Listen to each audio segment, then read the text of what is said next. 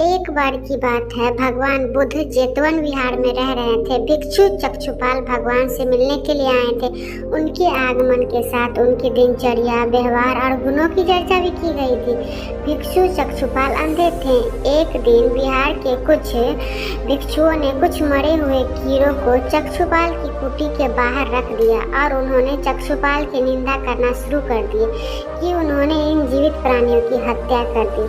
तब भगवान बुद्ध ने निंदा करके उन भिक्षुओं को बुलाया और पूछा कि क्या तुमने इन भिक्षुओं को कीड़े मारते हुए देखा है? तो उन्होंने उत्तर दिया, नहीं भगवान बुद्ध। इस पर भगवान बुद्ध ने उन साधकों से कहा, जैसे तुमने इन्हें इस कीड़े को मारते हुए नहीं देखा, वैसे ही चक्षुपाल ने भी उन्हें मरते हुए नहीं देखा और उन्होंने कीड़ों को जानबूझकर नहीं मारा है, इसलिए उसकी उपासना मत करो। भिक्षुओं के इसके बाद चक्षुपाल अंधे क्यों हैं?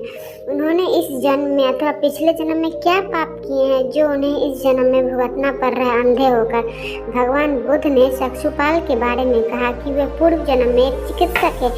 एक अंधी स्त्री से उन्होंने वादा किया था, यदि वे उसकी आंखें ठीक कर देंगे तो उसके और उसके परिवार के वे दास बन जाएंगे। लेकिन स्त्री की आंखें तो ठीक हो गई, पर उसने दासी बनने से इनकार कर दिया। चिकित्सक को पता चला कि उस स्त्री की आंखें ठीक हो गई है तो वह झूठ बोल रही है। उसे सबक सिखाने के लिए या बदला लेने के लिए चक्षुपाल ने दूसरी दवा दी। उस दवा से महिला फिर अंधी हो गई।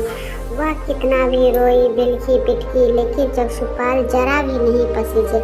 इस पाप के बदले उन्हें इस जन्म में उस अंधी बन के गुजारना पड़ रहा है। दोस्तों, हमें इस कहानी से यह शिक्षा मिलती है कि हमें कभी भी किसी का बुरा नहीं सोचना चाहिए।